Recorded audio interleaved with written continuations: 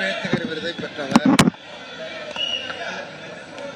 தற்போது இருக்கிற முதலமைச்சர் அவர்களால் தகைசால் தமிழரின் விருதை பெற்றவர்.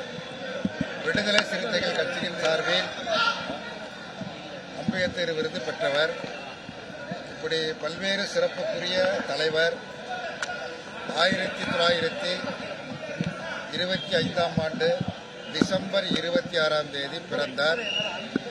அவர் பிறந்த ஆண்டு, பிறந்த மாதம், பிறந்த நாளும் இந்திய கம்யூனிஸ்ட் கட்சி பிறந்த ஆண்டு, பிறந்த மாதம், பிறந்த நாள் என்றும் ஒரே நாள் என்பது மிகப்பெரிய சிறப்பிற்குரியது.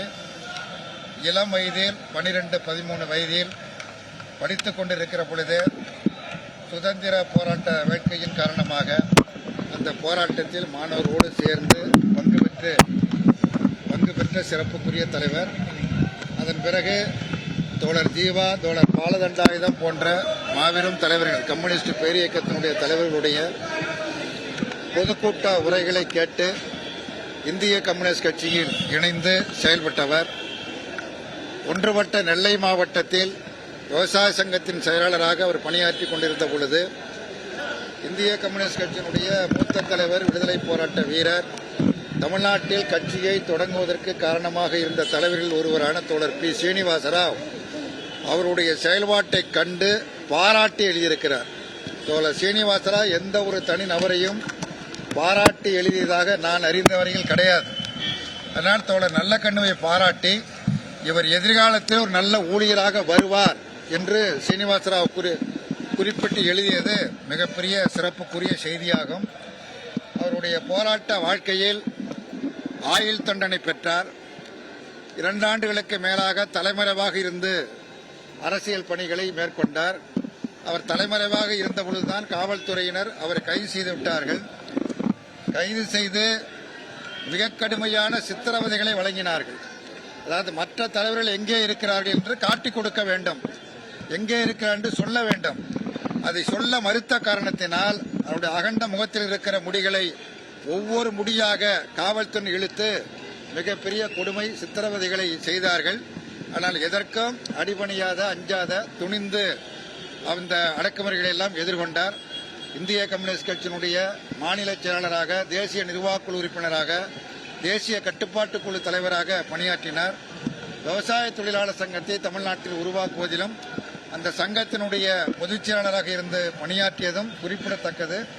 பணியாற்றியது மட்டுமல்ல, என் போன்ற பல ஊழியர்களை சங்கத்தில் உருவாக்கி தமிழகத்தில் ஒரு ஊழியர்களாக செயல்படுவதற்கான வாய்ப்பை ஏற்படுத்தி தந்தவரும் அவர்தான். குறிப்பாக இன்றைக்கு இந்திய கம்யூனிஸ்ட் கட்சியினுடைய பொதுச் செயலாளர் இருக்கிற தோழர் டி. ராஜா, அவர் இல்லை என்றால் அவர்களது அரசியல் வாழ்க்கையே கிடையாது. அந்த அடிப்படையில் அவரை உருவாக்கியதில் மிகப்பெரிய பங்கு தோழர் நல்லகண்ணு அவர்களுக்கு உண்டு.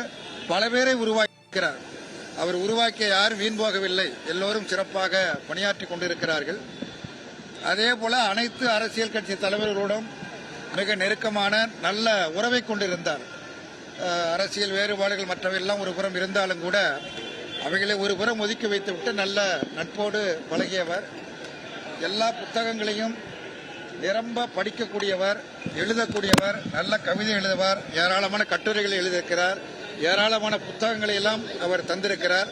அப்படிப்பட்ட மகத்தான தோழர் ராஜீவ்காந்தி அரசு மருத்துவமனையில் தொடர்ந்து சிகிச்சை பெற்று வந்த நிலையில் உண்மையிலே இந்த சந்தர்ப்பத்தில் ராஜீவ்காந்தி மருத்துவமனைய முதல்வர் அவர்களையும், இங்கே பணிபுரியக்கூடிய மருத்துவர்களையும், செவிலியர்களையும், மற்ற ஊழியர்களையும் வெகுவாக நான் பாராட்ட கடமைப்பட்டிருக்கின்றேன். உண்மையில் வேறு மருத்துவமனையில், ஒரு தனியார் மருத்துவமனையில் RNK இருந்திருப்பாரையானால் 6 மாதங்களுக்கு முன்னரே இறந்திருப்பார். ஆனால் இங்கே இருக்கிற மருத்துவர்கள் மிகப்பெரிய முயற்சி எடுத்து ஒரு சவாலாக அது மேற்கொண்டு அவர் எப்படியும் காப்பாற்ற வேண்டும் என்கிற பெருமுயற்சியை எடுத்தார்கள் என்பது மறுக்க முடியாத உண்மை. அவருடைய முயற்சி தோற்று போய் விட்டது என்று நான் சொல்ல மாட்டேன், வெற்றி பெற்றது. இருந்தாலும் இயற்கையின் அழைப்பை நிராகரிக்க முடியாது. இயற்கையோடு போராடி கொண்டிருந்தார். அந்த இயற்கையினுடைய அழைப்பை யாராலும் நிராகரிக்க முடியாது. அந்த அடிப்படையில் இன்றைக்கு அவர் இயற்கை எதிர்க்கிறார் என்பதை தெரிவித்து அவருடைய உடல் பாலன் இல்லத்தில் வைக்கப்படும். நாளை மாலை 3 மணி வரை பொதுமக்கள் அஞ்சலிக்காக வைக்கப்படும். பின்னர் அவரது உடல் மருத்துவக் கல்லூரி, அரசு மருத்துவக் கல்லூரி மருத்துவமனைக்கு தானமாக ஒப்படைக்கப்படும் என்பதை தெரிவித்துக் கொள்கிறேன். முதலமைச்சர் அரசு மரியாதை செய்யப்படும் சொல்லியிருக்கிறார்.